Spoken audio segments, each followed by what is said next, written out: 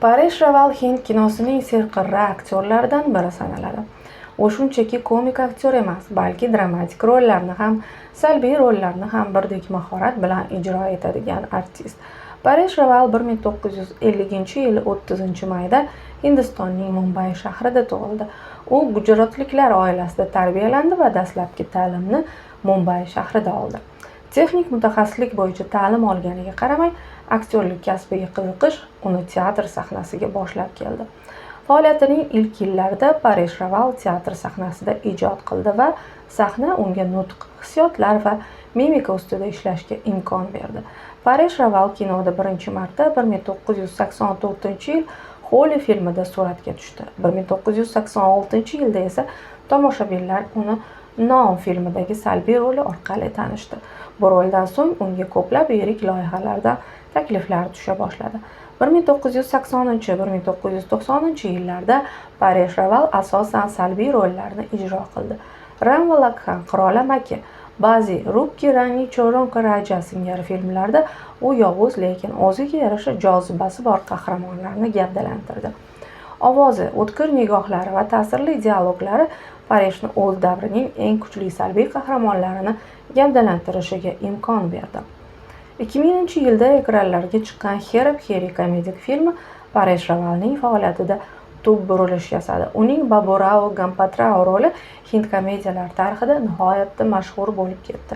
Rawalning ko'zoynak taqqan, biroz quvnoq, biroz jiddiy ko'rinishga ega qahramoni tomoshabinlarga manzur bo'ldi va keyinchalik memlarga aylanib ketdi. Hera Pheri, Phir Hera Pheri, Avara Pagal Divana, Hangama, Golmaal, Fun Unlimited, Garam Masala, Bhul Bhulaiya, Welcome kabi filmlardagi rollari bilan Paresh Rawal o'zini hind kinosining eng iste'dodli komedik aktyorlaridan biri sifatida namoyon qila oldi.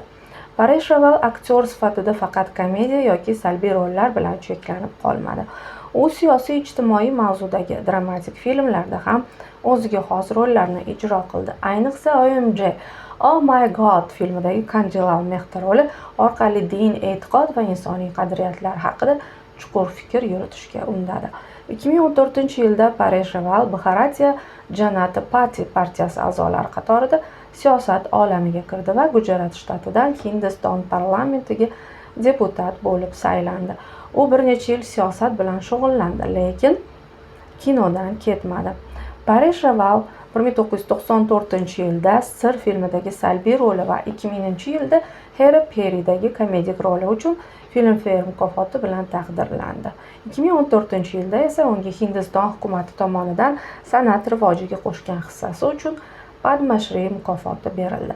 Paresh Rawal 1987-yilda Hindiston go'zali tanlovi g'olibasi, taniqli aktrisa va pedagoglik sohasida faol bo'lgan Svarup Sampatga uylandi. Ularning ikki o'g'li bor, Aditya va Anirudh. Aditya 1993-yil 28-sentyabrda Mumbayda tug'ildi. U aktyor va yozuvchi sifatida faoliyatini boshlagan. U bir qancha nominatsiyalarda, hatto Filmfare mukofotlari bilan taqdirlanishga ulgurgan ham. Aditya ijodiy faoliyatida ota-onasidan ko'p maslahat olganini ta'kidlaydi. Anirudh ham ota-onasining yo'lidan borib, aktyorlik kasbini tanladi. U faqat kinoda suratga tushibgina qolmay, teatr sahnasida ham rollar ijro etadi. Svarup Sampat ta'lim sohasida faoliyat yuritib, imkoniyati cheklangan bolalar bilan ishlagan. 43 yoshida doktorlik ishini yoqladi. 2010-yilda hatto doktorlik mavzusida kitob ham chiqardi. Paresh Rawal oilasi bilan Mumbayning Juhu tumanidagi uyida yashaydi. Ammo uning yana boshqa ko'chmas mulklari ham bor.